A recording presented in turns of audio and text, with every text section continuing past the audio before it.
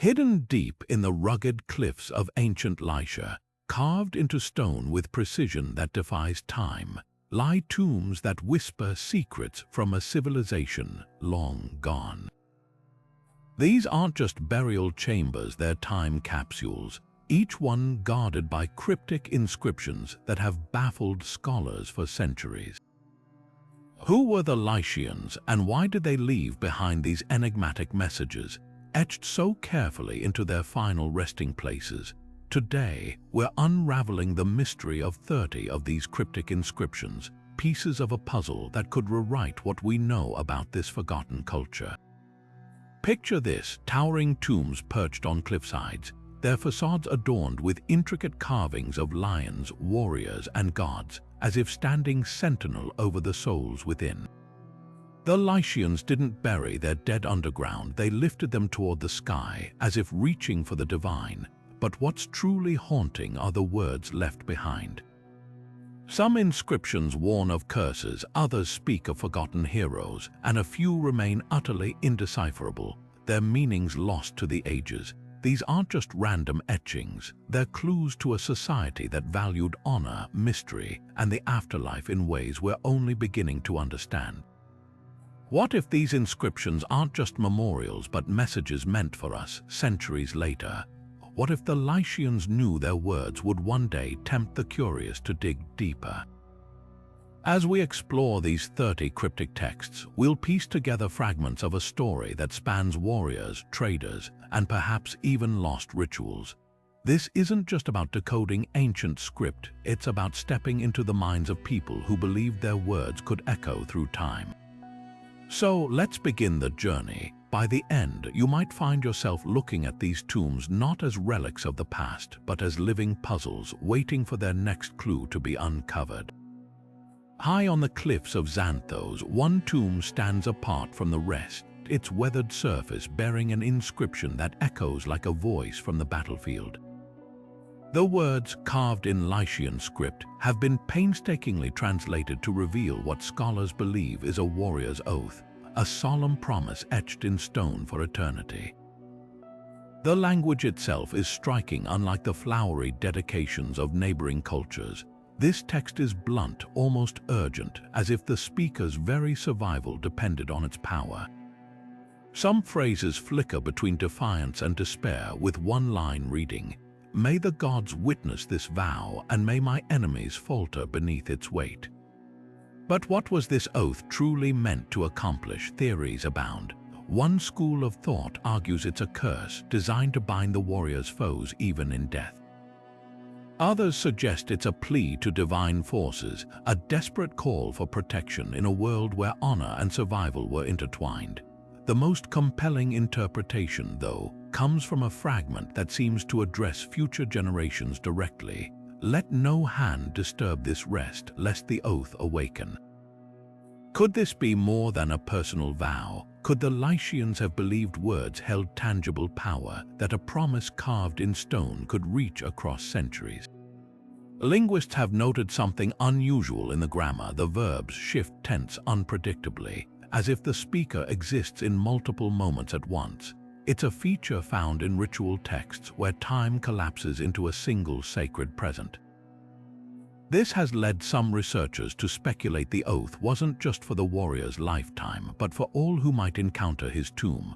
The inscription doesn't just memorialize a life, it actively guards it. And that changes everything. If these words were meant to interact with the living, then every visitor, every scholar, every wandering traveler who pauses to read them becomes part of the oath's unbroken chain. That's the real mystery here, not just what the Lycian warrior said, but why he believed his words would never die. Among the windswept ruins of Patara, a different kind of whisper rises from the stone, a lament so tender it stops you in your tracks. Here, one inscription stands apart, not for its warnings or boasts, but for its raw, aching sorrow. The words, though worn by centuries of salt and sun, tell a story of two lovers separated not by choice but by fate. Their names, Echele and Mithripoda, ring out like a refrain woven into verses that mirror the ebb and flow of waves along the Lycian coast. The language is lyrical, almost musical, with repetitions that feel like a heartbeat, a stark contrast to the warrior's oath from Xanthos. This isn't just a memorial, it's a love letter carved into eternity. The structure alone is a revelation. Unlike the straightforward carvings of laws or genealogies, this text dances. Phrases curve and double back, mirroring the twists of grief. One line reads, "The sea took you, but the stone keeps you," a paradox that hints at the Lycian belief in the permanence of memory. Scholar Maria Radin argues the rhythm mirrors funeral dirges still sung in the region today, suggesting an unbroken thread of mourning stretching back millennia. But what's truly fascinating are the gaps, the spaces where the stone has crumbled, leaving questions in their wake. Was Eckerle a sailor lost to the Mediterranean? Did Mithridates carve this himself, or was it the work of a guild of mourners, professionals who turned grief into art? Then there's the debate, myth or memory. Some point to the stylized language, the way the lovers' names echo figures from Lycian legends, star-crossed counterparts to Greek tales like Orpheus and Eurydice. But archaeologist Denis Kaya recently uncovered a cluster of graves nearby, one bearing a ring inscribed with the name Eckerle. Could this be proof the lament was real? The ring's craftsmanship dates it to the same era as the tomb, fueling speculation that the inscription marks an actual tragedy. Yet even if the names were real, the poetic flourishes, the invocation of the god Apollon as witness, the vow that even the gods weep, suggest the story was elevated into something timeless. Perhaps that's the real lesson here. Whether fact or fable, the Lycians understood love as a force powerful enough to transcend death. The tomb isn't just a resting place, it's a stage where private sorrow becomes universal. Unlike the warrior's oath, which sought to intimidate, the lover's lament invites empathy. You can almost hear the carver's chisel lingering on certain syllables, as if the act of etching was itself a kind of devotion. And that's the haunting beauty of it. This wasn't just a message to the gods or the future. It was a cry so loud they trusted the stone to carry it forever. Down in the harbor city of Myra, where the scent of salt and spices once filled the air, a tomb unlike any other clings to the cliffs, its surface etched not with poetry or curses, but with a string of cryptic numbers. This was no warrior or heartbroken lover. This was a merchant, a man whose wealth rivaled kings, and whose final message feels less like a farewell and more like a ledger. The inscription, when translated, reads like a riddle: 30 paces east, 7 north, beneath the eye of the lion. Beneath those words, a sequence of numerals 3, 12, 9 repeats like a code. At first glance, it's baffling, but when you trace the steps of Lycian trade routes, a pattern emerges. These numbers align almost perfectly with the distances between Myra and key trading hubs. 3 days to Rhodes, 12 to Alexandria, 9 to Cyprus. Each digit corresponds to a journey this merchant likely made countless times. But why carve them into a tomb? Some scholars argue it's a map, a way to guide descendants to hidden storerooms or family vaults. Others, like historian Leonidas Marcellus, point to the lion motif carved above the numbers, a symbol often linked to Lycian merchant guilds. He suggests this wasn't just about treasure, it was about legacy. In a world where trade secrets were as valuable as gold, encoding routes into stone ensured only the initiated, those who knew how to read between the lines, could inherit the knowledge. Then there's the darker interpretation. The phrase, "beneath the eye of the lion," mirrors warnings found in other tombs, hinting at traps or curses meant to deter thieves. X-ray scans of the site revealed hollow chambers beneath the floor, possibly designed to collapse if disturbed. Was this merchant protecting more than just his riches? The numerals might not be directions at all, but a tally, a record of debts owed or paid in blood. Forensic archaeologist Elena Petrakis discovered traces of iron oxide near the inscription, a substance Lycians associated with oath-binding rituals. It's a grim thought that these numbers could represent lives tangled in the merchant's web. their stories sealed in stone alongside him. What's undeniable is the calculation behind it. Every stroke feels deliberate, a contrast to the emotional rawness of the lover's lament or the warrior's oath. This was a man who measured his life in quantities, ships, coins, distances, and in death. He turned his tomb into a puzzle only the worthy could solve. Whether it's a treasure map or a ledger of secrets, one thing's clear: the Lycians didn't just write their histories, they encrypted them, leaving us to wonder if we're deciphering clues or walking into a trap set centuries ago. Perched above the ruins of Telos, where the ghosts of temples still cling to the hillside, one tomb bears an inscription that chills the blood, not a lament or a ledger, but a prophecy. The words, carved in jagged strokes as if urgency guided the chisel, speak of fire in the sky and cities swallowed by the earth.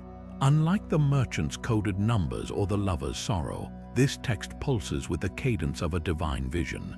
When the eagle flies at midnight and the rivers run backward, the gods will demand their due. It's a warning, yes, but also a timeline, one that historians have scrambled to decode. The language here is tantalizingly vague, yet precise in its terror. The eagle at midnight could point to an eclipse, a celestial event Lycian priests tracked with astonishing accuracy. Clay tablets from nearby Xanthos describe a total solar eclipse in 384 BCE, a year when earthquakes devastated coastal cities. Could this be the fulfillment of the prophecy? Archaeoastronomer Dr. Selin Arslan argues the alignment is too perfect to ignore. The rivers running backward, matching reports of tsunamis that dragged seawater inland. But skeptics counter that prophecies are always retrofitted to events after the fact. The real question isn't whether the prediction came true, but why someone carved it into stone in the first place. Politics, as always, rears its head. The tomb sits near the ruins of a grand bouleuterion, a council chamber where Lycian leaders debated beneath frescoes of winged deities. The prophecy's timing coincides with a power struggle between priestly families and merchant dynasties, a clash that split the region for decades. Scholar Nikos Androulis suggests the inscription was less about divine foresight and more about control. Imagine a priest revealing this vision during a famine or invasion. Suddenly, he's not just a cleric, he's the gatekeeper to survival. The tomb's placement, visible to all approaching the city, would have made it a potent billboard for the priesthood's authority. Yet there's a twist. Buried beneath the prophecy's ominous tone are subtle references to renewal, a promise that the land will heal when the unworthy fall. This duality mirrors Delphic oracles where doom and hope intertwine. Could the Lycians have seen prophecy as cyclical, a way to navigate chaos rather than fear it? The answer might lie in the carving's margins, where tiny serpent symbols of rebirth coil around the letters. Unlike the blunt threats of warrior curses or the intimacy of love letters, this inscription feels performative, meant to be read aloud in times of crisis. Whether divine warning or political theater, one thing's certain: the priest who authored these words knew their power would outlive him. Centuries later, we're still unraveling whether he spoke for the gods or simply played their voice. Deep in the rock-cut necropolis of Panara, a tomb crowned with a faded sun disk bears the name of a king history tried to erase. The inscription, half buried under moss and time, declares, "Here lies King Urbina, light of Lycia, guardian of the 12 cities." The grandeur of the title clashes with its absence from every known chronicle, no treatise, no victory steals, not even a whisper in Greek or Persian records. Yet the craftsmanship of his tomb rivals those of the most celebrated Lycian rulers. Who was this forgotten monarch, and why was his legacy chiseled out of memory? The epithets alone tell a story of ambition. Guardian of the 12 cities wasn't just poetic flair, it was a direct challenge. Lycia's city-states were famously independent, each with its own council and laws. Claiming sovereignty over 12 would have been revolutionary, tantamount to declaring oneself emperor. linguist Dr. Aylan Demir notes the deliberate use of the Luwian word Tawanis, a title borrowed from Hittite royalty, suggesting Urbina saw himself as heir to Anatolia's ancient empires. But the real clue lies in what's missing. Unlike other Lycian rulers, his inscription avoids naming allies or descendants as if he stood alone. Then there's the defacement. Someone systematically scratched away Urbina's face from reliefs showing him receiving blessings from the gods, a posthumous damnatio memoriae, the ritual erasure reserved for traitors or usurpers. Archaeologist Mehmet Özdemir discovered charred offerings near the tomb's base, a sign contemporaries tried to sever his connection to the afterlife. The violence of the act points to more than political disagreement. This was personal. The key might lie in a fragmented decree found in Xanthos referencing a false sun who sought to extinguish the sacred fires. Lycia's priest-kings derived power from maintaining eternal flames in temples, a duty tied to their legitimacy. If Urbina disrupted this tradition, perhaps by centralizing worship under his crown, it would explain the fury against him. His tomb's solar imagery takes on new meaning, not just glory but defiance. Yet the most haunting detail is a single line buried in the inscription's secondary text: "The stones will remember when men forget." It's a boast that proved prophetic. Whatever Urbina's sins, his defiance carved a paradox into history. The harder they tried to erase him, the more permanent his mystery became. Power struggles fade, but stone endures, and in the end the forgotten king won. On the coastal cliffs of Kash, where the turquoise waves crash against weathered stone, a tomb unlike any other bears a warning that still sends shivers down the spine. The inscription, worn by centuries of salt spray, depicts no noble warrior or grieving lover. Instead, it summons something far more primal. "Beware the one who wakes the sleeper of the deep." It reads, accompanied by a relief so eroded only the outline remains, something coiled, something with too many limbs. This isn't just a memorial, it's a ward against a terror that once haunted Lycia's sailors. Maritime records from nearby ports speak of a legend whispered in taverns and docks, a creature that stirred when fishermen grew too greedy, dragging entire crews into the abyss. Some scholars, like Dr. Emre Selik, argue the sleeper symbolizes the unpredictable fury of the Mediterranean itself.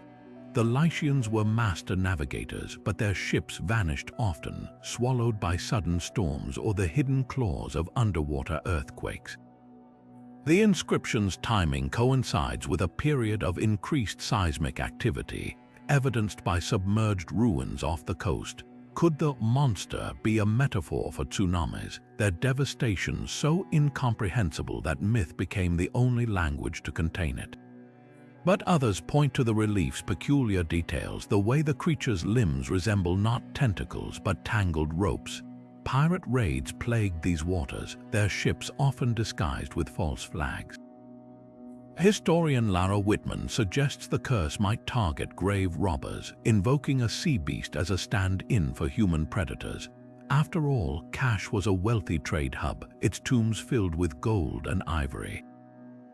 The threat takes on new meaning when you notice the inscription's placement, angled perfectly to catch the moonlight, ensuring anyone approaching by night would see it first.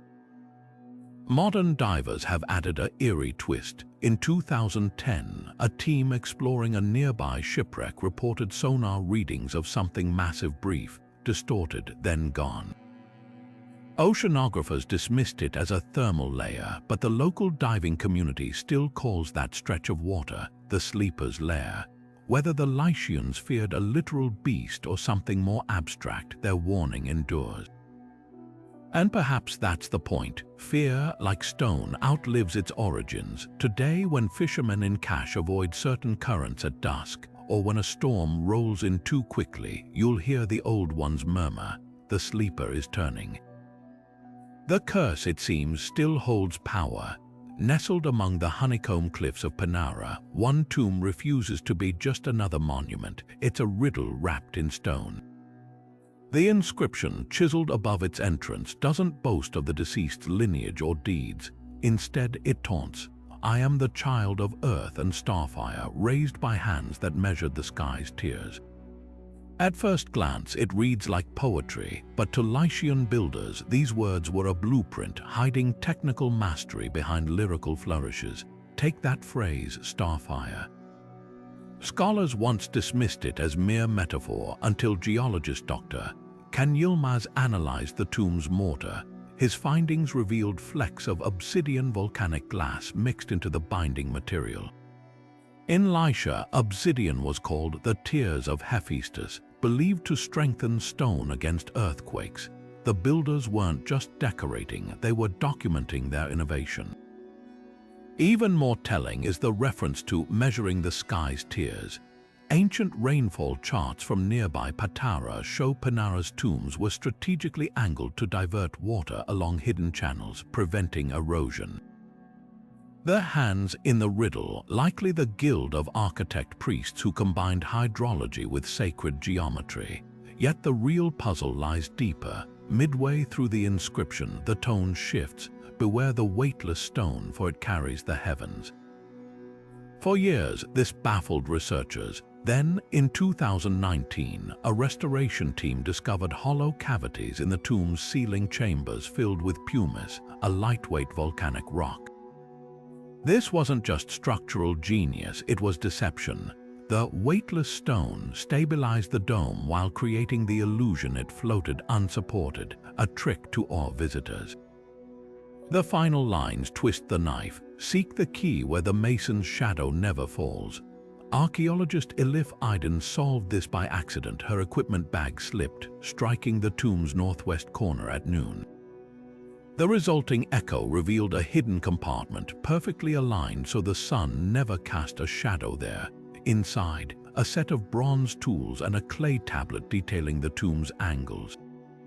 The Lycians didn't just build for eternity, they left a challenge, daring future generations to decode their craft. What looks like poetic arrogance is actually a masterclass in engineering pride.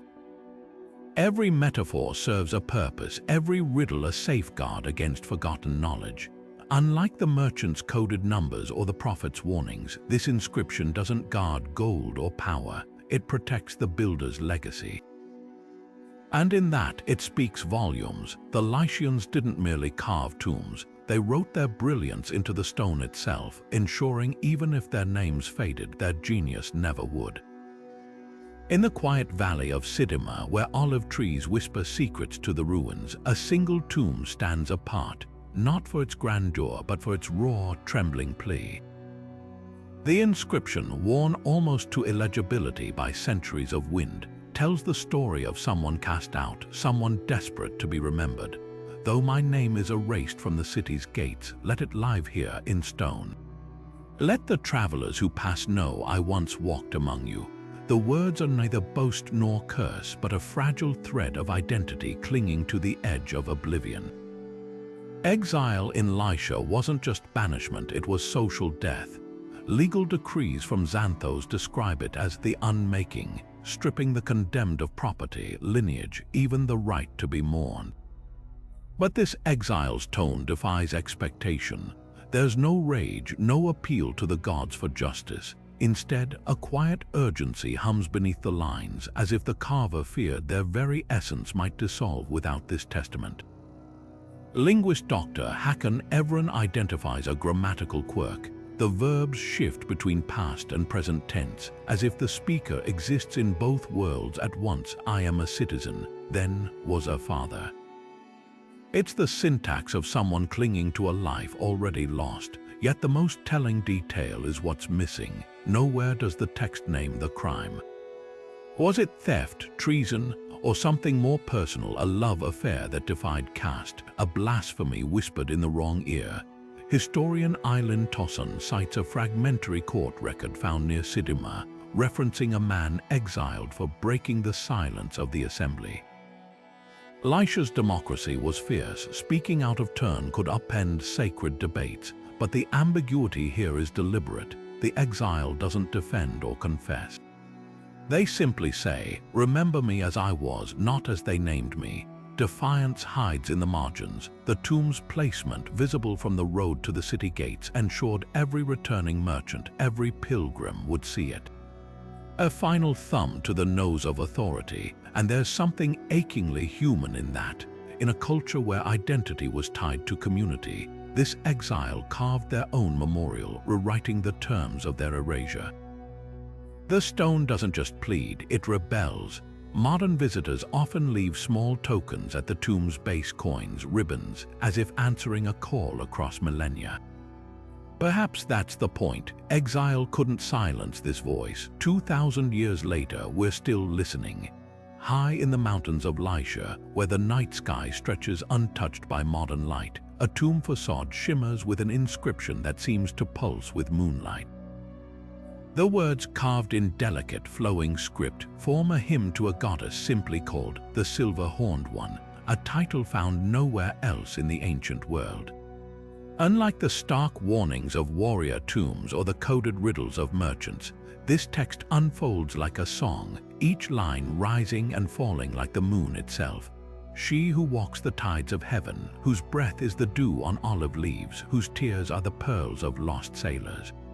The poetry is so vivid, you can almost hear the chisel strokes lingering on each syllable, as if the carver feared the goddess might vanish if her praise wasn't perfect. This isn't just another lunar deity. Compare her to Artemis or Selene, and the differences leap out. Greek moon goddesses wield bows or ride chariots, emblems of dominion. But the silver-horned one is woven into the landscape itself. She doesn't command the night, she is the night. One verse describes her cloak of fig leaves and starlight, blending agriculture with celestial mystery. Archaeologist Dr. Daphne Alton found traces of crushed malachite in the inscription's grooves, suggesting the letters were once filled with green pigment, a nod to the moon's role in regulating harvest. Farmers in this region still plant by lunar cycles, a tradition stretching back millennia. What's truly remarkable is how the hymn mirrors Lycia's tombs. The text structure follows the moon's phases. Verses wax fuller as they climb the stone, reaching a crescendo at the apex, the full moon's position before waning into silence. Even the tomb's orientation is deliberate. At the summer solstice, moonlight strikes a carved crescent above the entrance, casting a glow that slithers down the inscription like liquid silver. Scholars debate whether this was ritual theater or a celestial clock, but the message is clear. The Lycians didn't just worship the moon, they choreographed their sacred spaces to its rhythm. Then there's the haunting postscript, when the horns turn to dust, remember. Unlike other inscriptions that threaten or lament, this one speaks of forgetting, an acknowledgement that even gods fade. Yet the very act of etching those words in stone defies them.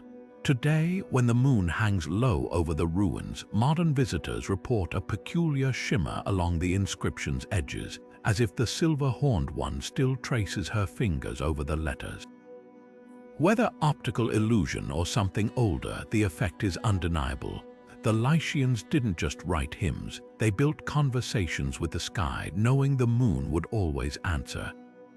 At the edge of Antiphelos, where the Aegean light turns tombs into golden canvases at dusk, one inscription stands out not for its poetry or curses, but for its stark, methodical accounting of names. Line after line, it traces a bloodline spanning generations: Artem Paura, Carriga, Mithropota, names that echo across other Lycian cities like whispers in a grand political web. This isn't just a memorial, it's a ledger of power, a stone-carved resume designed to legitimize its subjects in a world where ancestry was currency. But look closer, and the names tell a darker story, one of contested thrones and alliances sealed not in gold but in blood. Take the third name down, Carriga.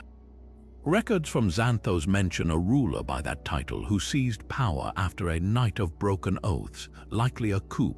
Yet here, he's listed as a rightful heir, his name polished smooth by the chisel as if to scrub away the stain of usurpation. The inscription's phrasing is deliberate, each generation labeled son of or daughter of, never successor to. avoiding the messy reality of Lycia's fractured politics. Archaeologist Dr. Leyla Arslan notes the absence of maternal lines, a curiosity in a culture where women like Queen Abba could rule in their own right. Was this tomb commissioned by a dynasty desperate to mask its shaky roots? The plot thickens with Mithridates, a name that appears in 3 other cities, once as a merchant prince, once as a rebel, and once on a broken seal implying a failed treaty. Here he's recast as a unifying figure, his contested past smoothed into noble continuity. The carving's depth betrays its urgency, letters gouged deeper where discrepancies might raise eyebrows, as if weighty stone could anchor a flimsy claim. But the real smoking gun lies in the gaps. Between Carragher and Mithridates, space suggests a missing name erased or never carved at all. Infrared scans reveal tool marks consistent with deliberate removal. Whoever commissioned this shrine to lineage couldn't decide whether to hide their black sheep or pretend they never existed. This tomb isn't genealogy. It's propaganda. In Lycia, where city-states jostled like rival siblings, bloodlines were less about heritage than real estate. Control a sacred ancestor's tomb, and you control their legacy and the trade routes or temples tied to their name.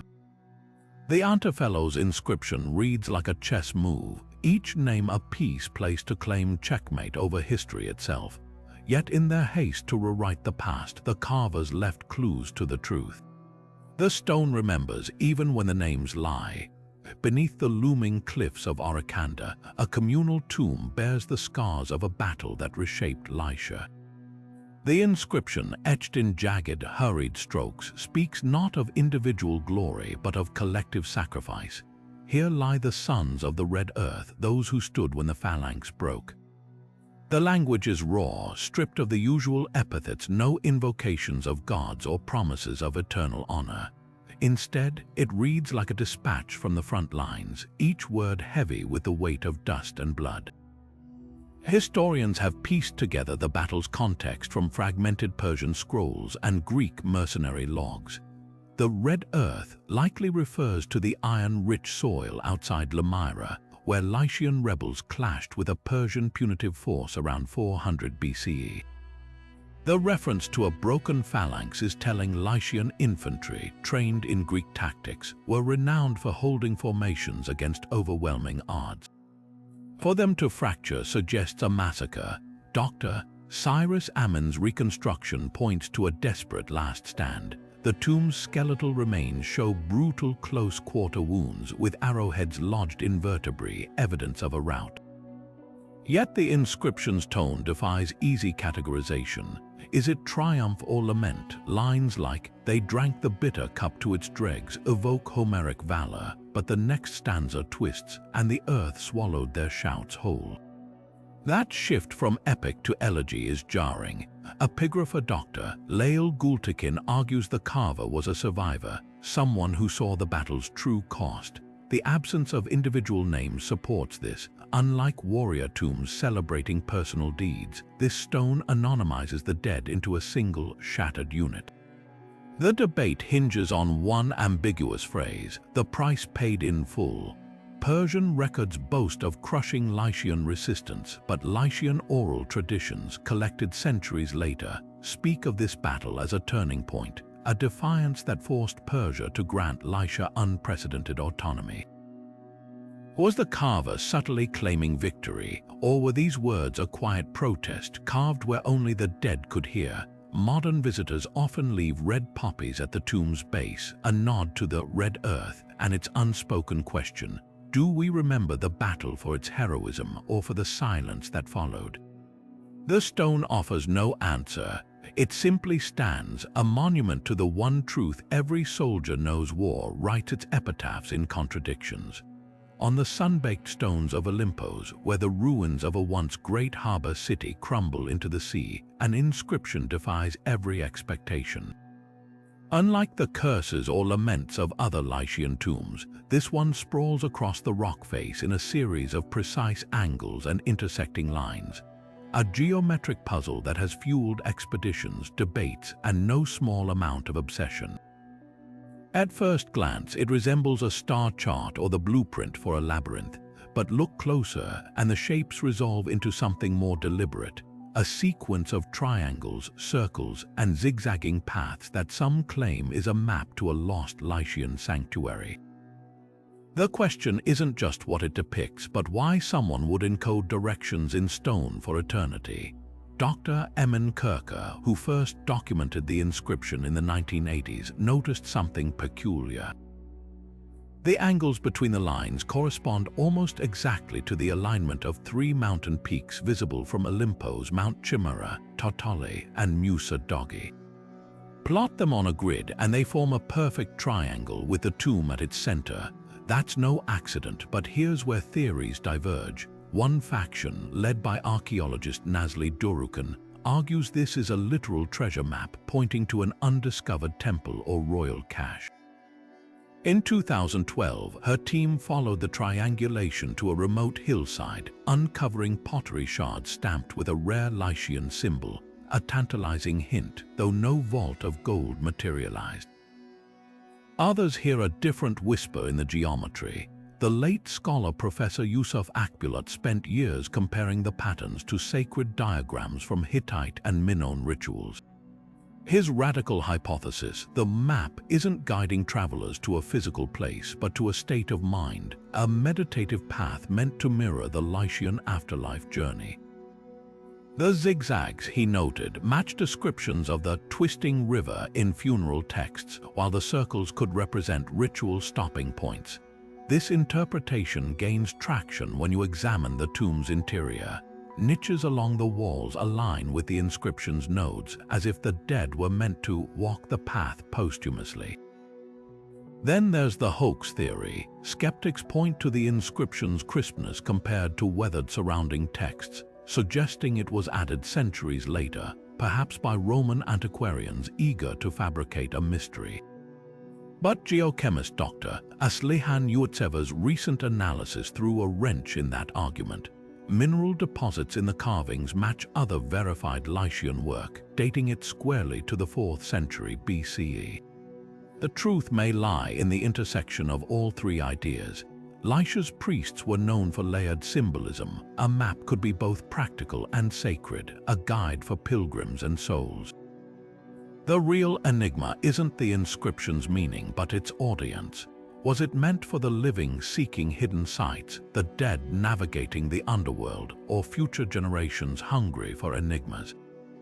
Every line seems to say, choose your own adventure. Modern explorers still arrive with compasses and dreams, tracing the shapes with their fingers. Some leave frustrated, others enlightened. But perhaps the Lycians understood something we're still grasping, that the most powerful maps don't lead to places but to possibilities. Whether stone or spirit, the destination was never the point. The journey was. Among the scattered tombs of Lycia, one mystery binds them together: numbers. Not random digits, but precise sequences repeated like a sacred echo. 7, 12, 9, 4. Carved into doorways, etched beside burial niches, these figures appear too deliberately placed to be coincidental. At first glance, they might seem like tallies or simple markers. But when you trace their patterns across multiple sites, a tantalizing possibility emerges. A numerical code woven into the very stones of Lycia's afterlife. Take the sequence 7, 12, 9. Found in tombs from Patara to Telos, it aligns uncannily with lunar cycles. 7 days in a moon phase, 12 months in a year, 9 as the sacred number of the goddess Leto, Lycia's divine mother. Dr. Selim Öztürk's research reveals these numbers recur in temple offerings: 7 grains of incense, 12 libations, 9 strokes of the priest's bell. Could this be a ritual formula, a way to synchronize burial rites with celestial time? The theory gains weight when you examine tomb orientations. 7 out of 12 face the winter solstice sunrise, while 9 align with the summer moon's zenith. Coincidence doesn't explain that precision, but there's a wrinkle. In Myra, the sequence shifts 3, 12, 9. Here, the numbers match trade routes, not stars. This duality hints at a deeper Lycian worldview. numbers as bridges between the practical and the divine. Accountant and priest might have used the same cipher for vastly different ends. The real breakthrough came in 2019 when mathematician Dr. S. Yilmaz noticed geometric ratios in the tomb layouts. Divide a chamber's length by its width, and you'll often get, predictably, 7/12. This golden ratio wasn't just aesthetic, it mirrored Lycian musical scales where the 7th and 12th notes framed sacred hymns. Then there's the enigma of 4. Rare but recurring, it appears exclusively in warrior tombs, often paired with carvings of chariots. Persian military logs mention Lycian cavalry moving in units of 4, a tactical advantage in mountain passes. Yet in temple archives, 4 symbolizes the cardinal directions guarded by the storm god Tarkan. The number's duality, martial and spiritual, reflects a culture that saw no divide between earth and heaven. Modern cryptographers have tried cracking the code as if it's a cipher, but perhaps the truth is simpler and stranger. These numbers weren't meant to hide meaning, they were meant to embody it. Like a hymn sung in rounds, their repetition wove time, trade, and cosmos into a single thread. The Lycians didn't just count days, they counted the way light falls on a tomb at dawn, the rhythm of oars on a trading ship, the pauses between a priest's breaths. Their numbers weren't symbols, they were prayers. In the shadowed recesses of a tomb near Telmessos, an inscription pulses with a warning so sharp it cuts through centuries. Take nothing from this place, lest the gift become your curse. The words coil like a serpent around a relief of a golden bracelet, its detailing so precise you can almost hear the chime of its links. This isn't just a deterrent, it's a psychological trap, weaponizing desire itself. The Lycians understood human nature well enough to know that forbidding something only sharpens the temptation. But what makes this threat different from typical tomb curses? The answer lies in that loaded word, gift. Archaeologist Dr. Burak Shahin made a chilling discovery in 2018. A cache of jewelry near the tomb's entrance, its surfaces laced with traces of arsenic. Lab tests revealed the poison wasn't accidental. It had been deliberately mixed into the gold alloy, a slow-release toxin activated by skin contact. Suddenly, the inscription's phrasing makes gruesome sense. The gift wasn't just stolen goods, it was bait. Lycian texts from nearby temples reference the justice of the grave, a belief that the dead could engineer their own retribution, turning thieves into unwitting executioners. Yet the cruelty is precisely calculated. The arsenic-laced pieces were all small rings, earrings, items easily concealed, ensuring the thief alone would suffer, not some innocent descendant who might inherit them. This wasn't blind rage, it was forensic. The tomb's layout confirms it. The jewelry lay just beyond a false door, positioned where flickering torchlight would catch the gold, luring the greedy past warnings etched in plain view.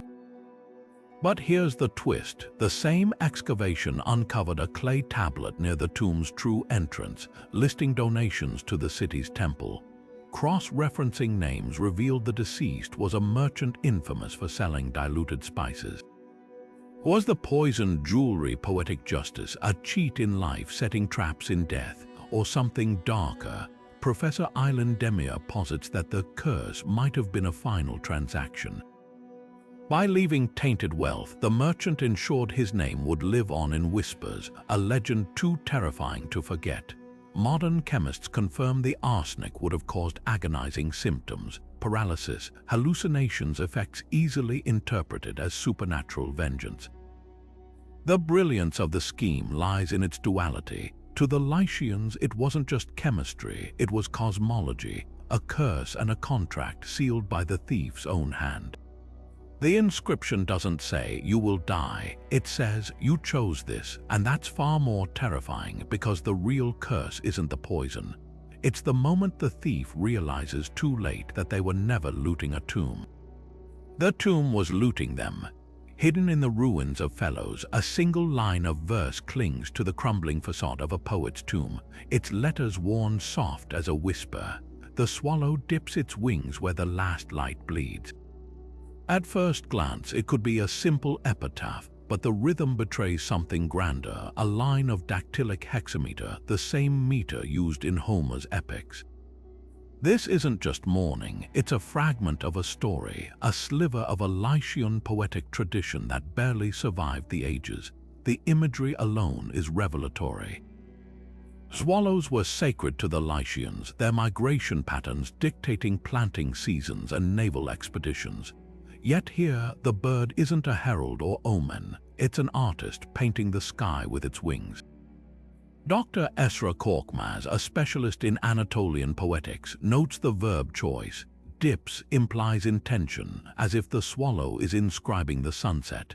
That subtle personification mirrors techniques in Greek lyric poetry, but the density of the metaphor is pure Lycia. Compare it to Sappho's fragments and the difference is stark. Where Greek verse often luxuriates in sensory detail, this line thrums with kinetic energy, a single motion capturing the tension between flight and fading light. Then there's the mystery of its origins. No other Lycian inscriptions use this meter, suggesting the poet was either quoting a lost epic or innovating on foreign forms. A clay tablet from Xanthos lists titles of known Lycian works, the Song of the Mountain and the Voyage of Carabai, but none match this phrase. Yet the swallow motif recurs in tomb paintings across the region, often paired with solar discs. Could this verse be the refrain of a greater hymn to the dying sun? The real enigma lies in what's missing. The next line would have resolved the image, perhaps revealing whether the swallow was guiding souls or lamenting the day's end. But the stone breaks off, leaving us with a cliffhanger carved in antiquity. Modern poets have tried completing it. One rendition ends, "Into the cup of eternity," another, "and the earth drinks its shadow." Neither feels quite right. The original likely held a twist, a volta that elevated the swallow from observer to actor in Lycia's cosmic drama. Perhaps that's why this fragment haunts us. It's not just a puzzle to solve, it's an invitation to listen for the echoes of a lost literary world. The poet didn't just write about light, they made their words a vessel for it, trusting the stone to carry the glow long after their voice faded. And against all odds it did. Near the bustling ancient port of Faeslis, a tombstone stands as a silent testament to a life caught between two worlds. The inscription, carved in jagged yet deliberate strokes, begins in flawless Lycian before shifting abruptly into Greek midway, not as a translation, but as a continuation of thought, as if the speaker's identity couldn't be contained by one language alone. The text introduces the deceased as Nicandros, son of Lycos, a Greek name followed by a claim that startles scholars, born of the waves and the Lycian rocks.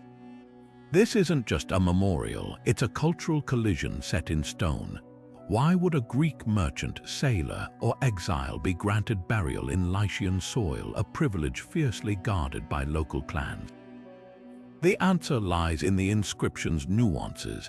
The Lycian portion emphasizes Nicandros' patronage of a local temple, his donations to the Mother of the Mountain, a Lycian goddess. But the Greek passage strikes a different tone, boasting of his voyages across the wine-dark sea, a direct Homeric echo. Dr. Elena Petrakis suggests this duality wasn't accidental. By the 4th century BCE, Faeslis was a cultural crossroads where Greek and Lycian elites intermarried, traded, and occasionally clashed.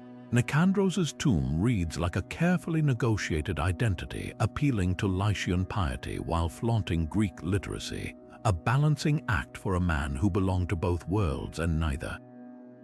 The tomb's location fuels debate. It sits at the edge of the necropolis, neither fully integrated nor ostracized. Infrared scans reveal an earlier, defaced Lycian inscription beneath Nicandros's, hinting at a reclaimed or contested plot. Was this a pragmatic concession by Lycian authorities, granting burial rights to a wealthy foreign benefactor, or evidence of a deeper assimilation? The Greek portion's meter offers clues. Unlike the rigid dactylic hexameter of Athenian epitaphs, Nicandros's lines sway with the cadence of Lycian funeral chants, suggesting his family, or his carver, had absorbed local traditions. But the real revelation is linguistic. The Lycian text uses the word tamaha, typically reserved for native-born nobles, while the Greek opts for xenos, meaning both guest and stranger. This paradox mirrors Nicandros's life, honored yet perpetual outsider. Modern linguists have noted hybrid grammatical structures, particularly in verbs describing his death. The Lycian implies a peaceful passing into the light, while the Greek ominously mentions a ship that never reached harbor. Was this artistic license, or did his family suspect foul play? The tomb's crowning irony, its most visited feature isn't the inscription at all, but a small, crude carving beside it, a dolphin entangled in an olive branch, symbols of Greek and Lycian maritime pride. Tourists often assume it's ancient. In truth, it was added in the 1950s by a local fisherman who claimed Nicandros's ghost guided lost boats to shore. Even in death, the foreigner couldn't escape reinvention, his memory shaped by the very cultural currents that defined his life. In the sacred grove of Latun, where 3 temples once stood guard over Lycia's most revered oracle, a tombstone hums with a voice that shouldn't be there. The inscription, carved in the looping, hypnotic cadence of prophecy, doesn't memorialize its prophecies. A city of marble will drown in fire when the wolf kings forget the old words. The style is unmistakable, the same deliberate vagueness, the same rhythmic ambiguity that made Delphi's oracle legendary. But here's the mystery: Lycian oracles didn't speak like this. Their divinations were blunt, pragmatic. So why does this tombstone echo a Greek tradition? And who stood to gain from that illusion? The phrasing alone sets off alarms. Compare it to authenticated Delphic verses, and the parallels are too precise to ignore.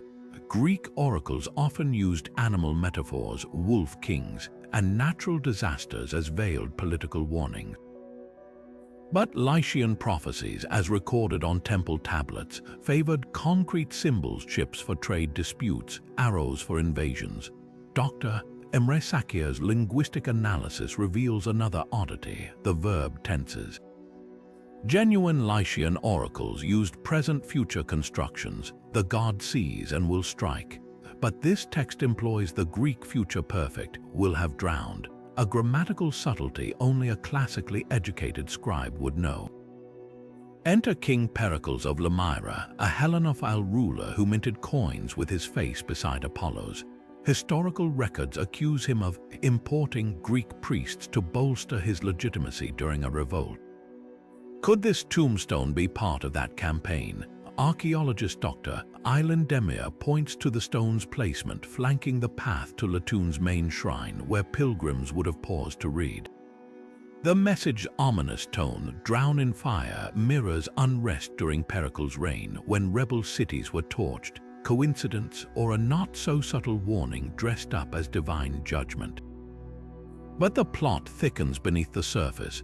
Ground-penetrating radar revealed an earlier, cruder inscription beneath the Greek-style prophecy, a Lycian curse tablet condemning tomb robbers. Someone had meticulously chiseled over it, repurposing the stone as a propaganda piece. The original curse's wrath, "May their tongues rot," clashes starkly with the new text's lofty ambiguity.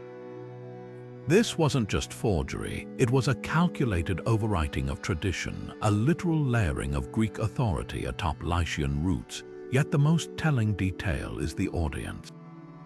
The inscription faces away from the temple toward the road where Greek merchants and diplomats traveled. That orientation speaks volumes. This wasn't for Lycian devotees. It was theater for outsiders, a performance of divine endorsement.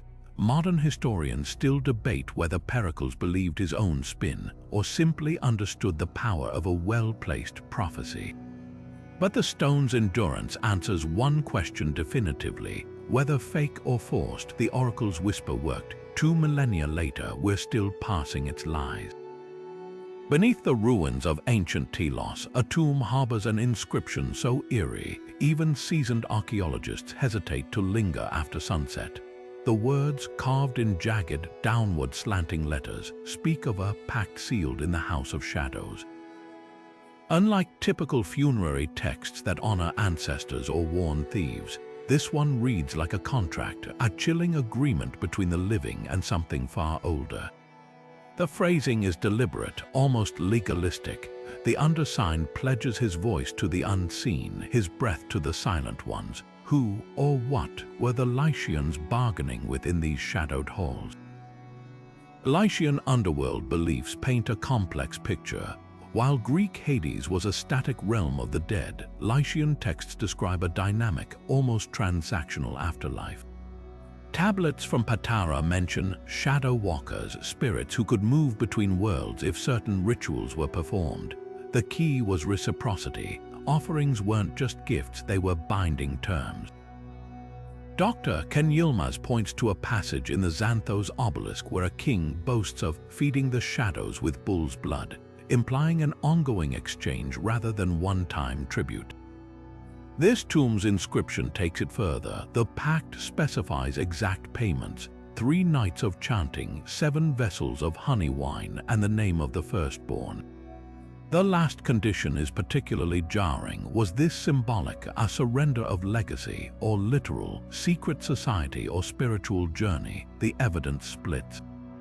In the 1990s, Dr. Layla Arslan discovered a cluster of matching inscriptions near Lamira, each mentioning a brotherhood of the eclipsed moon. The consistent terminology suggests an initiate cult, possibly tied to chthonic deities, but the Telos text's emphasis on silence, the lips that speak of this shall taste ashes, hints at forbidden knowledge rather than communal worship. Alternatively, the shadows might represent stages of the soul's metamorphosis. Lycian funerary art often shows winged figures emerging from darkness, not as demons but as guides. Professor Nikos Androulis theorizes the pact mirrors Egyptian negative confessions, where the dead list virtues to prove readiness for transformation. The most unsettling clue lies in the tomb's architecture. A narrow shaft runs from the burial chamber straight down into bedrock, ending in a void. Thermal scans reveal it aligns with a subterranean river channel, a feature linked to Lycian myths of the hidden river that carries whispers to the underworld. This wasn't just symbolism, it was infrastructure. Someone designed this space not just to house the dead, but to facilitate communication. Modern dowsers who have stood at the shaft's edge report an uncanny sensation, not dread but pressure, as if something were listening.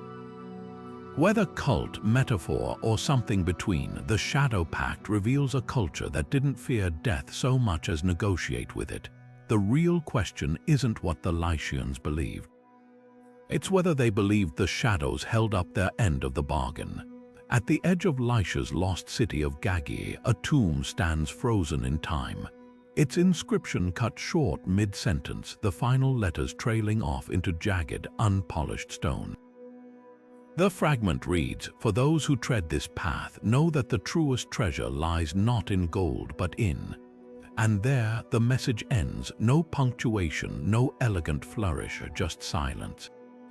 It's as if the carver vanished mid-stroke, leaving behind a cliffhanger carved in limestone.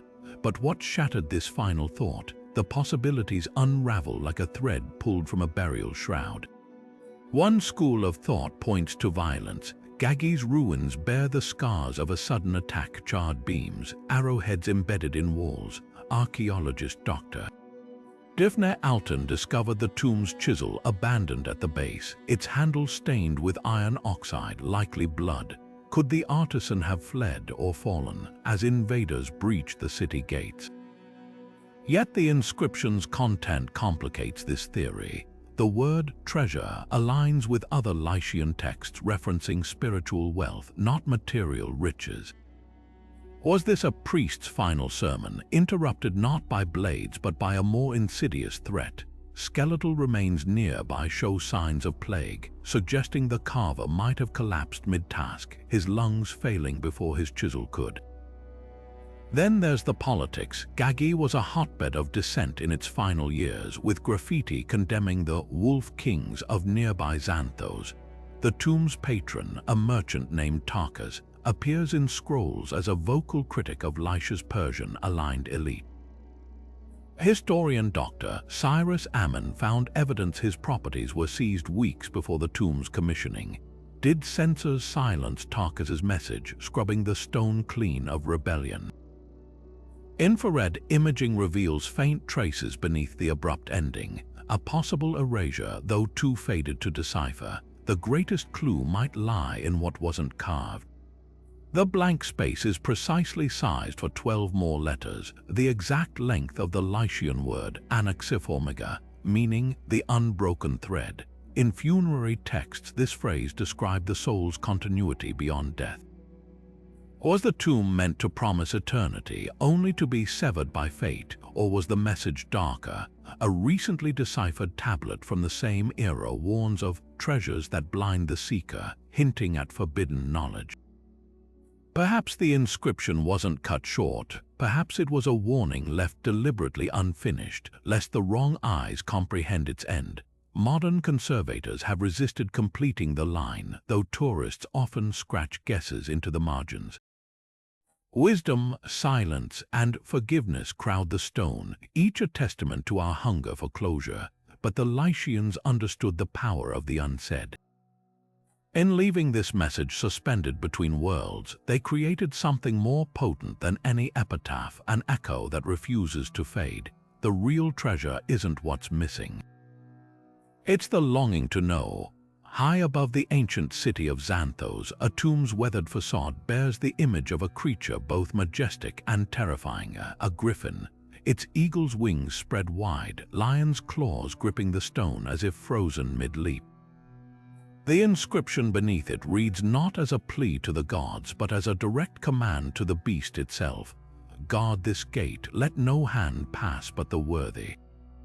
This isn't just decoration, it's a contract carved in stone, binding the mythical guardian to its duty for eternity. The Lycians didn't merely depict their protectors, they enlisted them. Griffins held a singular place in Lycian cosmology.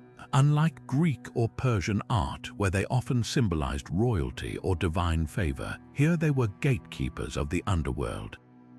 Dr. Aylan Demir's study of tomb reliefs reveals a pattern: griffins always face outward, their bodies coiled to strike, while chimeras, another favored guardian, twist inward as if surveilling the dead. The distinction is deliberate. Griffins warded off physical intruders, their hybrid form embodying Lycia's rugged landscape: eagles for the cliffs, lions for the forests. But their power wasn't just symbolic. X-ray fluorescence shows traces of cinnabar in the griffin's eyes, a mercury-based pigment believed to animate sacred images under torchlight. To a would-be thief, those eyes would seem to glow in the dark. The language of the inscription deepens the mystery. The verb translated as guard isn't the usual taramesa, protect, but crucipadillos, a term found only in funerary context. Its root, paidelon, means fetter or shackle, suggesting the griffin doesn't just stand watch, it ensnares. A broken pottery shard found nearby lists offerings to the winged jailer, including honey to sweeten its temper and iron nails to strengthen its claws. This wasn't passive symbolism, it was ritual maintenance, yet the griffin's role shifts depending on location. In coastal tombs, inscriptions often pair it with dolphins, softening its ferocity. One in Faceley's reads, "The guardian drinks the sea's breath and sings at dawn."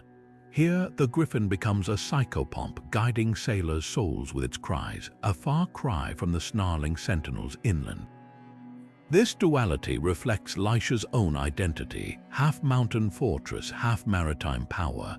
The most haunting discovery came in 2018, when archaeologists uncovered a child's tomb near Panara.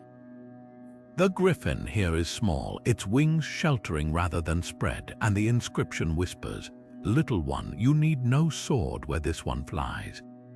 In this context, the guardian isn't a threat but a comforter, its fierceness tempered to gentle vigilance. the Lycians understood that even myths must bend to the needs of the dead. Modern visitors often miss the griffin's final secret. The tomb's acoustics are engineered so wind passing through hidden channels creates a low, whistling hum, a sound ancient texts describe as the guardian's voice. Whether warning or lullaby depends on who's listening. The genius of the Lycians wasn't just carving beasts into stone, it was making sure they never slept. Carved into a solitary slab near the ruins of Xanthos, an inscription begins with all the usual fanfare, titles, lineage, and deeds, only to crumble into a deliberate void where a name should be. The stone around it is smooth, untouched, but the space itself is scarred by methodical chisel blows, each strike a calculated act of annihilation. This isn't weathering or accident. This is damnatio memoriae, the ritual erasure of a life from history. The Lycians didn't just kill their enemies, they murdered their memory. The practice wasn't unique to Lycia. Romans scrubbed Nero's likeness from statues. Egyptians hacked Hatshepsut's cartouches from temple walls. But here, the violence was intimate. Unlike empires purging fallen dynasties, Lycian damnatio often targeted local elites, rivals, traitors, or disgraced leaders. The precision of the erasure tells its own story. In this tomb, the name's removal left no trace, but the surrounding text remains pristine, suggesting professional execution. Archaeologist Dr. Selin Arslan points to microscopic tool marks. This wasn't rage, it was bureaucracy. A guild of carvers likely handled the task, paid to unmake a man without disturbing his ancestors' honor. But who warranted such hatred? Clues lurk in the epithets left intact. The anonymous figure is called the Oath-breaker, and he who turned his back to the sea, a rare insult in a maritime culture. Scroll fragments from Patara mention a naval commander, Mithridates, accused of abandoning his fleet during a Persian siege. His trial records, etched on a bronze tablet now green with age, describe a vote to sever his name from rock and memory. Yet the same fragments hint at darker motives. Mithridates' ships were found burned, their crews missing. Was he a coward or a sacrifice blamed for a loss that shamed the city? The most chilling detail lies in the tomb's shadow. Infrared imaging reveals a ghost, faint remnants of pigment where the name once was. The letters weren't just carved. They were painted in vermilion, a pigment reserved for the divine. This wasn't just a man, he was nearly a god before his fall. Modern conservators debate whether to expose the original name. Some argue it defies the ancestors' justice. Others insist the stone's true story lies in its scars. What's undeniable is the psychological warfare at play. In Lycia, where identity was etched into communal stone, erasure was a fate worse than death. Without a name, you couldn't receive offerings, be mourned, or enter the afterlife. The victim didn't just vanish, they were unmade. Yet irony lingers in the void. The very act of damnatio created a different kind of memorial, a blank space that shouts louder than any epitaph. 2,000 years later, we're left staring at an absence, wondering whose name once held such power that even its shadow was dangerous. Etched into the western face of a tomb near Olympos, an inscription weaves numbers, celestial symbols, and cryptic verbs into what scholars now recognize as the most precise lunar calendar ever discovered in Lycia. At first glance, the sequence seems random: 12, 29, 6, 19, but when cross-referenced with astronomical data, these numbers align perfectly with the phases of the moon over a 12-month cycle. The text, addressed to a deity called the Countess of Hours, outlines rituals to be performed at exact lunar intervals, libations at the waxing crescent, silence at the dark moon, and torchlit processions when the moon hung balanced between horns, a poetic reference to the first quarter. This wasn't just timekeeping, it was time made sacred. What sets this calendar apart is its adaptability. While most ancient cultures relied on rigid solar or lunar systems, the Lycians accounted for discrepancies through a series of breath days, intercalary periods inserted when the moon cycle fell out of sync with the seasons. The inscription specifies these days were to be filled with neither work nor worship, but with listening to the wind, a practice likely tied to divination. Archaeoastronomer Dr. Defne Yilmaz mapped these pauses against 2,000 years of lunar data and found them accurate to within a single day. The precision suggests the Lycians didn't just observe the moon, they conversed with it, adjusting their rituals as if keeping pace with a living entity. The true breakthrough came when linguists deciphered the verbs. Unlike Greek or Roman lunar texts, which use passive constructions like "the moon rises," the Lycian inscription employs active, almost collaborative language. We meet the thin moon, we walk with the full one. This partnership extended to tomb architecture. At Myra, niches are angled so moonlight strikes burial offerings only on specific nights, dates that match the Olympos inscription's prescribed rituals. The alignment wasn't symbolic, it was functional. Offerings left under wrong moonlight were considered spoiled, evidenced by animal bones found discarded inside chambers. Yet the calendar's genius hides a darker purpose. One passage warns of the ninth hollow moon, a phase not corresponding to any astronomical event. Historian Dr. Cyrus Ammon linked this to political upheavals in 4th century Lycia, when rebel factions used lunar irregularities to challenge priestly authority. By marking certain moons as hollow, elites could declare entire months ritually void, nullifying debts, annulling treaties, or even postponing funerals. Time itself became a weapon. Modern astronomers have noted an eerie coincidence. The inscription's breath days cluster in years when Lycia experienced volcanic winters, periods of cooling caused by eruptions thousands of miles away. The ash-dimmed moons would have appeared erratic, their phases blurred. In encoding flexibility, the Lycians didn't just track time, they accounted for its fractures, weaving chaos into their cosmology. Today, when the moon waxes over these ruins, it doesn't just illuminate stone. It fulfills an ancient pact, its light measured not in hours but in rituals left waiting. In the cliffside necropolis of Sura, a single line of text wraps around the edges of a tomb like a serpent coiled in ambush. May the gods grant you what you seek. At first glance, it reads as a simple benediction until you notice the carver's choice of verb. The Lycian word "mise" doesn't just mean grant, it can also mean unleash. This linguistic knife edge transforms the phrase from blessing to trap, hinging on the visitor's intent. A pilgrim praying for wisdom would receive it. A thief reaching for gold, the same words promise retribution. This duality wasn't accidental. Lycian justice thrived on ambiguity. Legal tablets from Xanthos reveal a culture that prized measured consequences, punishments tailored to crimes. A stele detailing temple theft prescribes the weight of the stolen in tears, leaving whether this meant literal weeping or a metaphor for labor open to interpretation. The Sura tomb inscription follows the same principle. By employing double-gated language, phrases that shift meaning based on the reader's morality, the Lycians created self-executing justice. Archaeolinguist Dr. Aylan Demir notes how the tomb's layout heightens the effect. The text curves around a relief of the god Sandus holding scales, his eyes hollowed to hold lapis lazuli pupils that would have glinted in torchlight, forcing visitors to confront their own reflection as they read.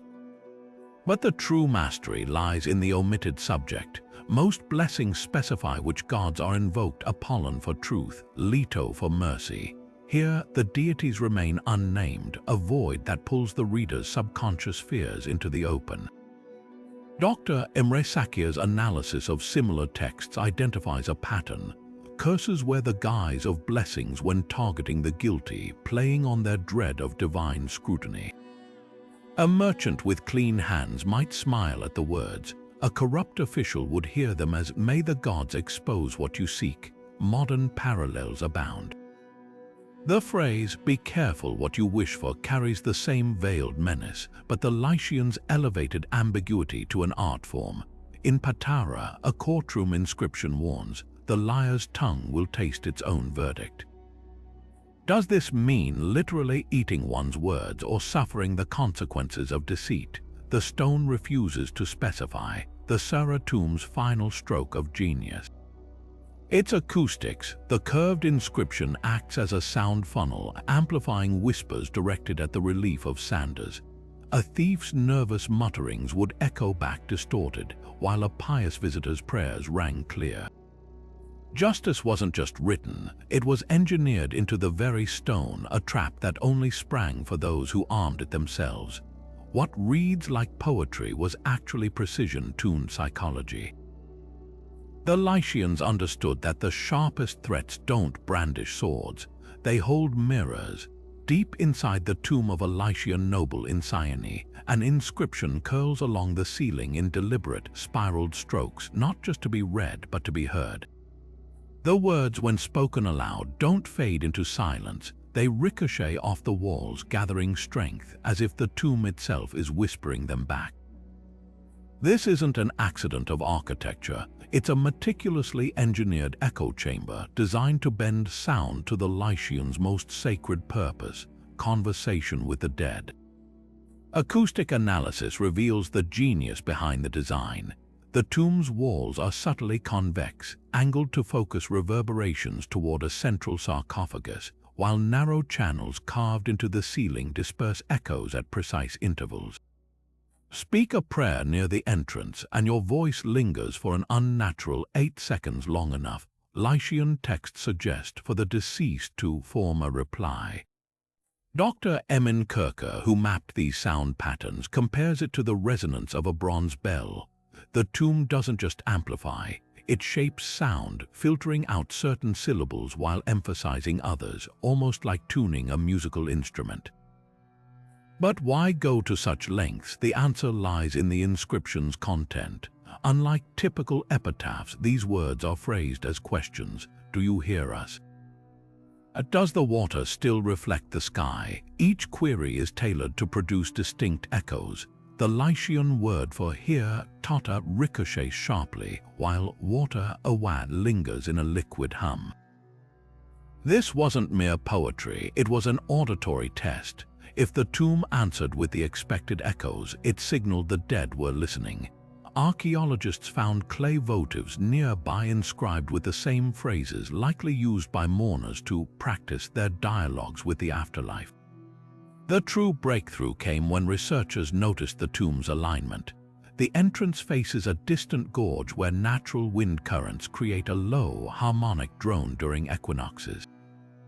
At dawn on these days, the rising sun strikes a polished basalt disc set into the back wall, heating the air and altering the chamber's acoustics. For 20 minutes, the tomb becomes a conduit.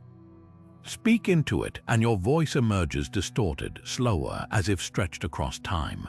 The effect is uncanny enough that modern visitors often report hearing whispers in the silence afterward, likely auditory hallucinations, but to the Lycians, this would have been proof of the veil thinning. Contemporary accounts from Xanthos describe echo divination as a priestly specialty. Certain syllables, when echoed correctly, were believed to unlock truth. A fragmented scroll lists approved phrases. Karu, return, should bounce twice. Mawa, mother, should warp into a sigh. The Cyane tomb's inscriptions follow these rules, their curves and angles fine-tuned to sculpt sound into sacred responses.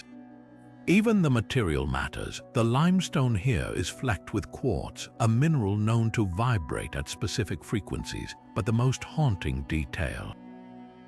Some echoes don't match physics. A team from Istanbul Technical University recorded a phenomenon they still can't explain. When certain words are spoken in sequence, the tomb generates a third, unspoken sound, a deep tonal pulse exactly at the threshold of human hearing. Local folklore calls it the voice beneath the voice, and Lycian grave steels reference it as the moment the stones speak with the tongue of the earth. Whether acoustic anomaly or ancient secret, one thing is clear: the Lycians didn't just bury their dead, they built them a microphone, ensuring the conversation would never end. In the heart of Lycia's lost city of Kainai, a tomb door bears an inscription that refuses to play by the rules. Its letters carved in perfect mirror writing, each symbol reversed as if staring into a pool of still water. At first glance, the words seem scrambled, nonsensical, but tilt your head just so, or hold a polished bronze mirror to the stone, and the message snaps into focus. What is given to the shadows may be reclaimed by the light. This isn't a mistake, it's a deliberate puzzle, a linguistic labyrinth meant to disorient the unworthy and guide the initiated. But why go to such lengths to hide words in plain sight? The answers are as layered as the Lycian afterlife itself. Mirror writing in antiquity wasn't unheard of. Leonardo da Vinci famously employed it centuries later, but the Lycians imbued it with sacred weight. The backward script here aligns with tomb paintings depicting the dead holding mirrors to their lips, a ritual tied to the belief that the underworld inverted reality. Dr. Aylan Demir's research on Lycian funerary texts reveals a recurring theme. The deceased's journey required deciphering, a test of readiness for the afterlife. By carving the inscription backward, the living created a bridge only the dead could cross unassisted. The mirror, then, wasn't just a tool, it was a key, a way for mourners to speak to the departed by physically engaging with their world's logic.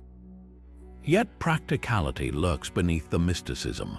The tomb's location, a busy necropolis near trade routes, suggests another motive: theft deterrence. Grave robbers would have faced not just curses but confusion.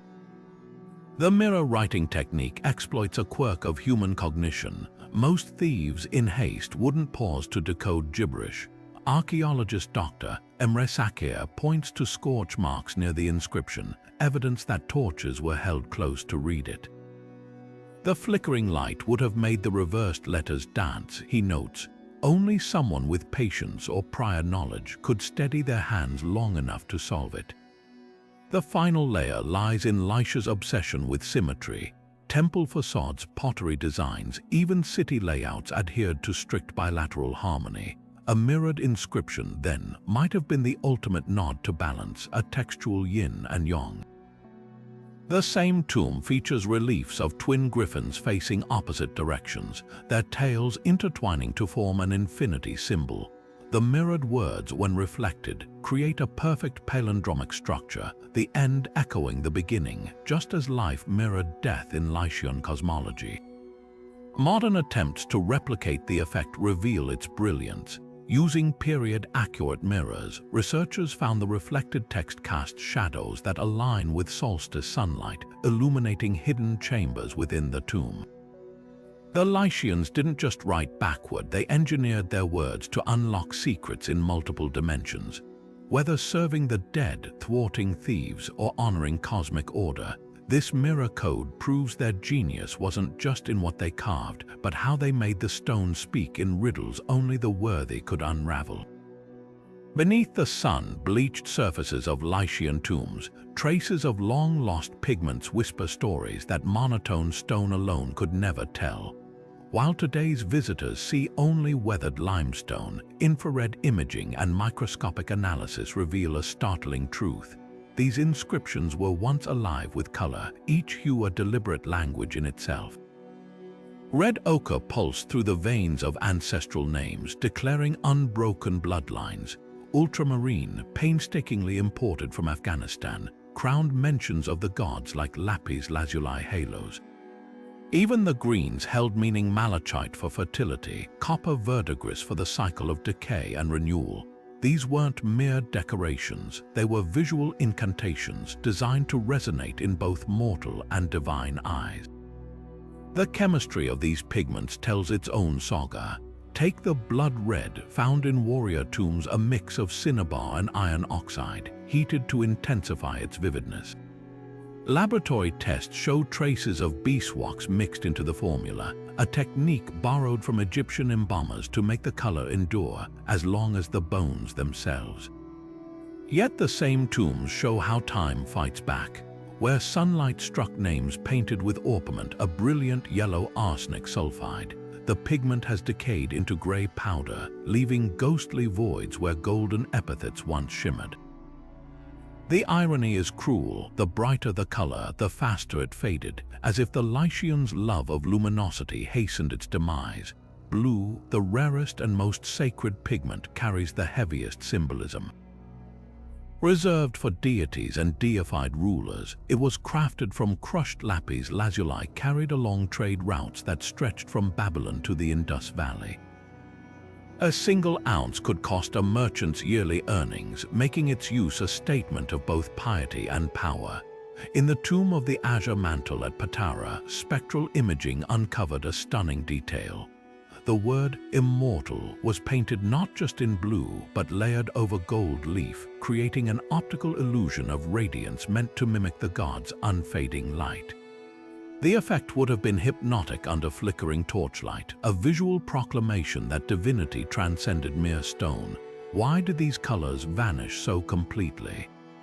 Blame lies not just with time, but with the Lycians' own choices. Many tombs faced east, their facades bathed in dawn light to awaken the inscriptions each morning. Over centuries, this daily solar ritual bleached the pigments into oblivion. Even more devastating was the Mediterranean climate. Humid winters seeped into porous limestone, carrying salts that crystallized beneath painted surfaces, flaking them away like brittle skin. A tragic exception proves the rule. The tomb of the green sarcophagus in Myra, nestled in a shaded gorge, retains emerald-hued vines along its borders because it never faced direct sunlight. Its survival is a tiny window into the chromatic splendor that once dazzled every Lycian necropolis.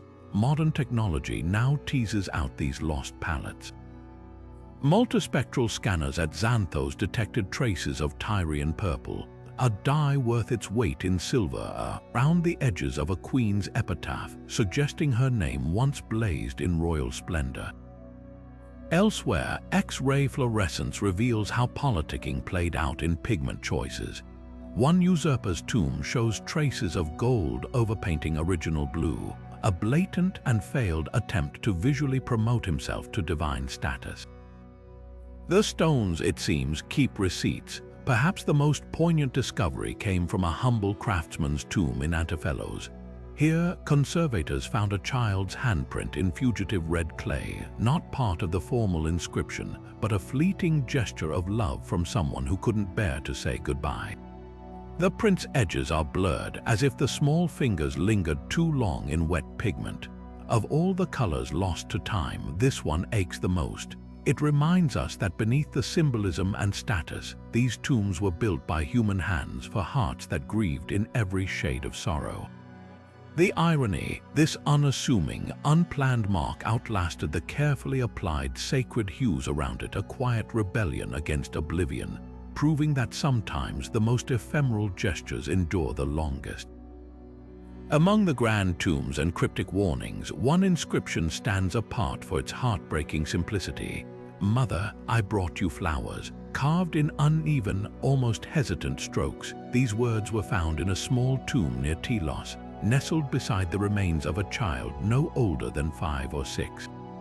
The letters lack the polished precision of adult carving. Some tilt drunkenly, others dig too deep, as if the tiny hand that traced them pressed harder in grief or inexperience. This isn't the voice of a scribe or a noble. It's the raw, unfiltered voice of a child, or perhaps a parent channeling their lost one's words into stone. The flowers aren't metaphorical.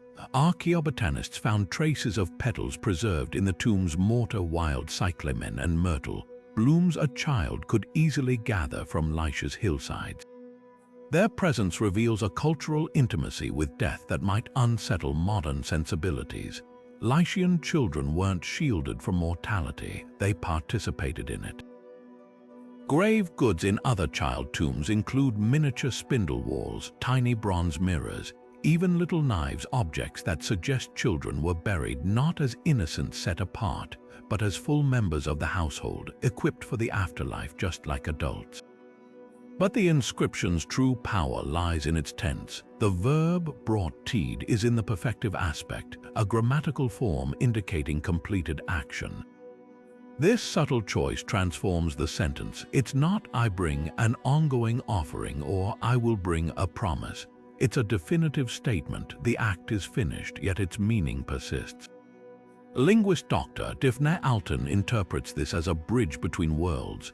The child isn't speaking from the grave, they're speaking across it, asserting that their gesture, though halted by death, remains eternally valid. The tomb's layout confirms this duality. Unlike adult tombs facing solstice sunrises or trade routes, this one gazes toward a nearby stream where wildflowers still bloom each spring. The alignment isn't celestial, it's personal. Infrared scans even revealed faint red ochre fingerprints on the ceiling, as if a grieving parent reached up to touch the inscription while lying beside their child. Lycia's attitude toward childhood mortality was neither dismissive nor melodramatic.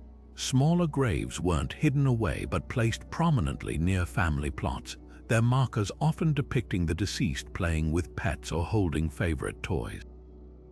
In Xanthos, one stele shows a girl cradling a duck, her name Miona etched beside words that blur the line between epitaph and lullaby, "Sleep where the waves can't wake you." These weren't passive memorials, they were active dialogues, as if parents believed their children could still hear them. The most poignant detail, the Telos tomb's inscription, isn't centered. It clusters to the right, leaving space, as if waiting for a reply, and in a way it got one. Centuries later, someone tucked a fresh cyclamen stem into a crack in the stone. The flower crumbled to dust long ago, but its ghost lingers in the crevice, a whisper across time. The Lycians understood something profound. Grief doesn't carve words in stone to say goodbye. It carves them to keep talking. At the crossroads of ancient trade routes near Lamira, a weathered tomb facade bears not one but two competing voices, each inscription clawing for dominance over the other. The first, carved in crisp, formal Lycian script, declares, "This house stands for eternity under the watch of Tarkas, son of Kupali." Directly beneath it, rougher letters gouge a contradiction into the stone. The true guardian is Mithripoda, whose hand built what his gold purchased. The chisel marks tell their own story. The second text digs deeper, angrier, as if rewriting history by force. Archaeologists call this the Tomb of Two Claims, a stone battlefield where pride and ownership collide beyond the grave. The theories behind this duality unravel like a Lycian legal drama. Dr. Selin Arslan's team found traces of an original painted inscription beneath both texts, a third name erased so thoroughly only spectral imaging could detect its ghost. This suggests the tomb changed hands multiple times, each claimant literally carving their legacy over the last. But here's the twist: both Tarkas and Mithripoda were historical figures active in the same decade, one a naval commander, the other a merchant prince. Scrolls from Xanthos describe a feud between their families over, of all things, a shipwrecked cargo of Tyrian purple dye. Was this tomb the ultimate prize in their rivalry, its walls a proxy for their clash? Yet some argue the conflict is illusory. The disputed inscriptions face opposite directions, one toward the sea Tarka's domain, the other inland toward Mithripoda's trade warehouses. Could this have been a diplomatic compromise, allowing both men to claim symbolic ownership without sharing space? Lycian burial customs permitted split interments for allied families, but never in the same chamber. The tomb's interior deepens the mystery. Two burial niches sit back to back, separated by a thin limestone divider, one adorned with nautical motifs, the other with counting rods and scales. Shared but divided, like a duplex for the dead. Then there's the trickster hypothesis. The second inscription includes a deliberate error in Mithripoda's patronymic, misspelling his father's name as Kupalia instead of Kupali. To scholars like Dr. Emre Selek, this is no mistake. The error mirrors a common grave robber deterrent false names meant to confuse evil spirits or thieves seeking specific ancestors. If the tomb's riches belonged to neither man, the competing claims might have been smoke and mirrors, a ruse to protect the real occupant. Supporting this, ground-penetrating radar revealed a third, undisturbed burial shaft beneath the floor, its seal intact. The duel above, perhaps performance art for eternity. Modern conservators face an ethical dilemma. Which inscription deserves preservation priority? The first is artistically superior. The second reveals more about social tensions. The debate mirrors the Lycians' own struggle whether to let the past stand or rewrite it. As the stone slowly crumbles, it whispers a final truth. In death as in life, possession is always temporary. Only the conflict endures. Perched on the wind-swept cliffs of Archaeology, a tomb's ceiling holds a secret not carved in words but in constellations. The inscription beneath it reads, "Look up when the bull's eye blinks and the river bends toward the lion." At first glance, it sounds like poetic nonsense until you recreate the night sky as it appeared over Lycia 2,000 years ago. Suddenly, the pieces click. The bull's eye is Aldebaran, the fiery heart of Taurus. The river is Eridanus, a sprawling celestial stream. The lion, of course, is Leo. But this isn't just stargazing. Every alignment corresponds to key dates in the Lycian agricultural calendar. The heliacal rising of Aldebaran signaling spring planting, Eridanus shift marking flood season. The tomb's ceiling, once painted with vanished pigments, was literally a farmer's almanac in the stars. Astroarchaeologist Dr. Difne Yilmaz's team discovered something even more astonishing. The tomb's narrow entrance acts as a perfect viewfinder, framing specific constellations only on certain nights. On the summer solstice, for example, moonlight slices through the doorway to illuminate a carving of the goddess Leto, but only when Orion's belt aligns with a notch in the distant mountains. This isn't chance, it's celestial engineering. The Lycians didn't just observe the heavens, they weaponized architecture to harness them, turning stone and sky into a collaborative clock. But why go to such lengths? The answer lies in the tomb's occupant, a priest astronomer named Carrega, whose skeletal remains were found clutching a bronze disc etched with star maps. Recent CT scans revealed microscopic wear patterns on the disc's edges, evidence it was used as a primitive astrolabe to calculate lunar eclipses. This was no mere stargazer. Carraga's tools suggest he could predict celestial events with startling accuracy, a skill that would have granted him godlike authority in a culture where planting and harvests hinged on his calculations. The real revelation came when researchers noticed the inscription's grammatical quirk. The word for blinks, termise, is the same verb used in temple texts to describe eclipses, implying Aldebaran's blink wasn't poetic but technical. Cross-referencing Babylonian eclipse records with Lycian harvest dates, Dr. Yilmaz found a perfect match. A total lunar eclipse in 394 BCE, when Aldebaran would have vanished momentarily behind the Earth's shadow, coinciding with a catastrophic crop failure. Suddenly, the tomb's message transforms. This wasn't just a calendar, it was a warning. The stars didn't just guide the Lycians, they whispered prophecies of famine or fortune. Modern astronomers have identified another layer. The river bending toward the lion describes a rare planetary conjunction, Jupiter and Saturn in Leo, that occurs once every 800 years. In Lycian tradition, this signaled the rise of a new dynasty.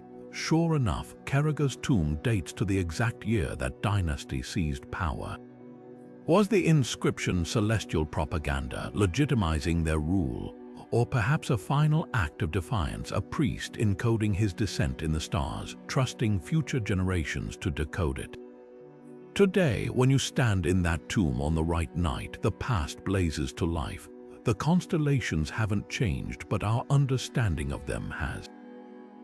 The Lycians didn't just watch the sky, they wove it into their tombs, their politics, their very bones, turning cold starlight into a language that still speaks across millennia.